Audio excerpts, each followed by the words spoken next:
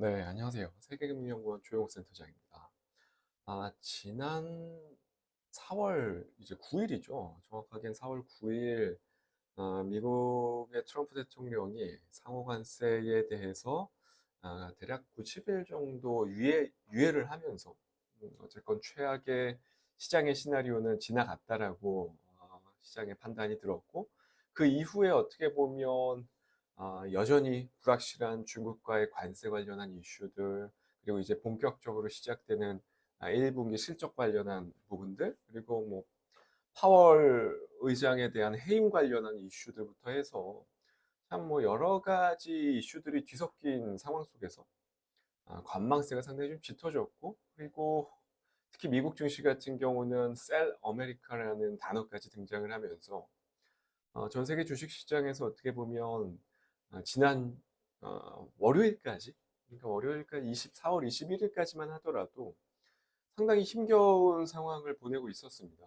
그런데 결국 화요일 기준으로 놓고 봤을 때 상당히 강한 반등을 보여줬고 그리고 지금 현재 이 시간 지금 방송 찍는 기준으로 수요일이거든요. 수요일 장중인데 나스닥 야간 선물도 대략 한 2% 가까이 오르고 있고 도합 지금 이틀 만에 대략 한 4.5에서 4.7% 정도 시장이 급반등을 시도를 하고 있습니다. 그러다 보니까 어떻게 보면 투자자분들 입장에서는 이제 본격적으로 시황의 저점이 좀 확인됐다라고 보는 관점들이 좀 대부분이고 관망세가 좀 이제 거치는 것들이 아닌가라는 얘기들이 좀 나오고는 있습니다.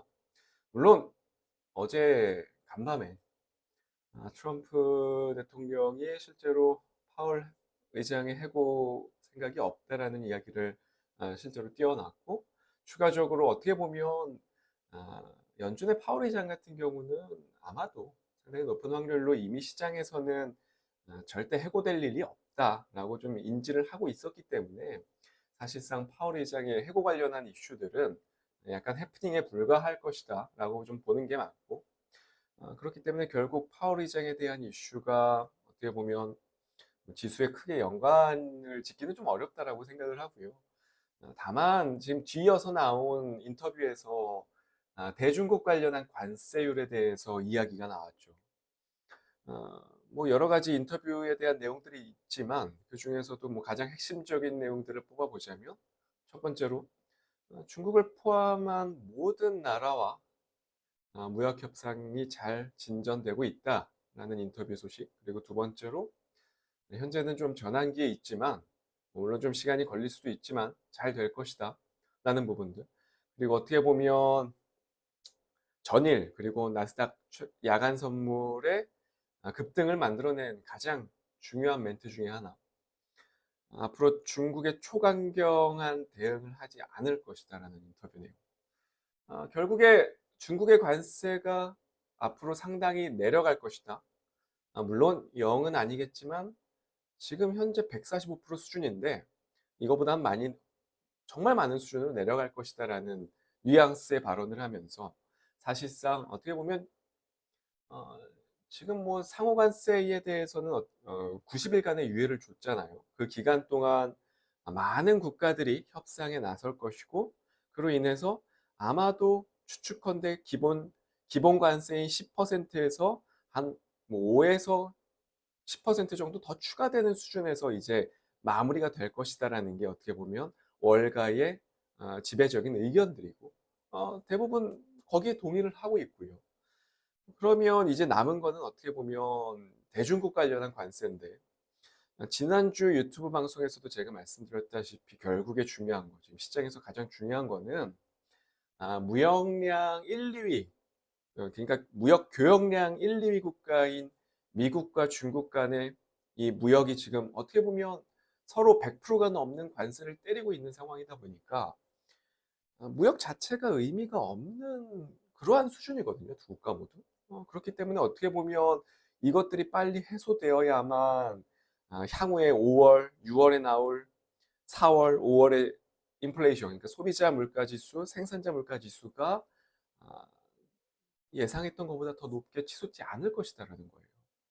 이게 매우 중요한 포인트인 게 결국 인플레이션이 다시 빠르게 진행이 된다면 여기서 이제 좀 잠재워졌었던 인플레이션이 만약에 5월, 6월 꿈틀대고 결국 7월에 터지게 된다면, 여름 들어서 만약에 인플레이션이 터지게 된다면 기준금리를 인하할 수가 없어지게 되죠. 결국 지금 시장에서 기대하고 있는 거는 새로운 AI 패러다임과 맞물려서 기준금리 인하 사이클이 올해 그리고 내년까지에 걸쳐서 도래한다는 것이 어떻게 보면 지금 위험자산 성격 자산군에게 힘을 불어넣고 있는 그러한 상황인데, 그 촉매제가 어떻게 보면 지금 관세 때문에 좀 무너지는 그런 양상들이 좀 만들어질 수 있다라는 거죠. 근데 아시다시피 지금 트럼프 같은 경우는 여러 차례 그의 입에서 나온 언급들, 과거에 바이든 행정부를 공격했었던 내용들을 생각해 보면 인플레이션을 극도로 싫어해요. 그리고 실제로 최근에 파월 의장을 해고할 수도 있다라는 이야기가 나온 건 역시도 금리 인하를 조금 더 적극적으로 해주기를 바라기 때문이거든요. 그가 파월 의장을 해임 못하는 것은 이미 법적으로 그도 모르지 않을 거예요. 다만 금리 인하를 조금 더 해줬으면 좋겠다라는 뉘앙스를 에둘러서 표현을 한 거겠죠. 그렇기 때문에 결국 그 말은 즉 트럼프 대통령도 이 관세 전쟁을 길게 끌고 갈 생각이 없어요. 그가 원하는 그림은 결국에는 파월 의장이 금리 인하를 예상한 수순으로 혹은 또는 조금 더 빠르게 진행을 해서 제조업 붐을 일으키고, 관세 어쨌든 기본 관세 플러스 일부 상호 관세가 좀 더 주어지면 자국 내, 그러니까 미국 내에 자국 기업들에게, 특히 제조업 기업들에게 더 좋은 기회가 온다라고 생각을 하는 거거든요. 그렇기 때문에 결국에는 이 대중국 관련한 관세 역시도 분명히 6월 안에는, 아무리 늦어도 6월 안에는 부분적인 협의를 할 가능성이 상당히 높다라는 거죠. 결국에. 그러한 부분들을 토대로 놓고 봤을 때 드디어 이제 미국이 움직이기 시작했다라는 것들. 그리고 어제 간밤에 또 뉴스로 또 나왔죠. 일론 머스크가 이제는 좀 더 이상 정부 효율부의 주요 작업이 마무리가 됐기 때문에 다음 달, 그러니까 5월부터는 테슬라에 집중한다라는 얘기가 나오면서 어떻게 보면 관련한 위험자산 성격군들, 특히 뭐 비트코인도 마찬가지고 관련한 빅테크 관련한 기업들도 꽤나 분위기가 좋게 움직였단 말이에요. 그러한 연장선이 아마도 당분간은 조금 더 이어질 가능성이 높고, 그리고 이제 확실하게 이번에 트럼프 인터뷰에서 파악을 했다시피 시장은 5월, 6월 동안 기대감만으로도, 무역 협상에 대한 기대감만으로도 점진적으로 나스닥은 18,000을 향해서 올라올 거라고 저는 생각을 하고요. 그에 따라서 결국에 트럼프 행정부가 어떻게 보면 트럼프 행정부 기간 동안 수혜 산업으로 뽑혔었던 대표적인 업종들이 있잖아요, 한국에서. 그러한 종목들이 다시 한번 좀 힘을 낼 수 있을 만한 시기가 도래하지 않을까라는 생각이 들어요. 그래서 오늘 공략주 역시도 그러한 관점에서 좀 가지고 왔고요. 두 종목입니다. 모두 같은 산업이고요. 첫 번째로 세트레가이라는 종목입니다. 대표적인 국내를 대표하는 어떻게 보면 우주 산업 쪽이죠. 업스트림 쪽에서 결국 국내에서는 그래도 좀 독보적으로 코스닥 상장사 중에서는 가장 외형이 큰 기업 중에 하나고, 시가총액으로 보나 또는 기술력으로 보나 국내에서는 대표적으로 우주 산업 관련해서는 코스닥 1위 기업이긴 합니다. 실제로 밸류 측면으로 뭐 접근을 해봐도 재무 상태에서도 보시면 아시겠지만 유일하게 우주 산업 관련한 종목들 중에서 숫자가 나오는 기업 중에 하나고, 뭐 물론 아직 많이 부족하긴 하지만 그래도 폭발적인 성장 산업이라고 평가받는 우주 산업 내에서는 그래도 스트레가이를 제외하면 사실상 국내에서는 별 볼 일이 없는 상태고, 분명히 스트레가이 같은 경우는 이미 지난 2월, 3월 트럼프가 취임하고 나서 우주 산업 관련한 테마로 분류가 되면서 본격적인 시세를 내려고 하다가 갑자기 시장에서 관세 관련한 돌발 악재 때문에 충격을 크게 먹은 상태였거든요. 지금 뒤이어서 제가 두 번째로 추천드릴 종목이 바로 루미르인데 마찬가지입니다. 우주 산업에서 어떻게 보면 우주로 뛰어 올리는 발사체를 비롯해서 그 발사체와 함께 올라가는 위성 본체, 뭐 위성에 탑재되는 탑재체, 뭐 여러 가지 사업들이 속하는데 결국에 이 중에서 스트레가이와 루미르 같은 경우는 아, 뚜렷하게 지구 관측에 목적을 두고 있는 위성체 그리고 탑재체 사업을 주력으로 하고 있는, 그러니까 어떻게 보면 공통 분모가 있는 종목 중에 하나거든요. 실제로 루미르 같은 경우는 약간 테마성이 더 짙죠. 그러니까 약간은 단기 트레이딩성용으로 좀 접근을 하셔야 되는 종목이고, 반면에 세트레가이 같은 경우는 본격적으로 업스트림 관련해서, 그러니까 우주산업 관련한 산업군들 내에서 무언가 대장주를 시장에서 찾게 된다면 당연히 세트레가이밖에는 없다라는 얘기거든요.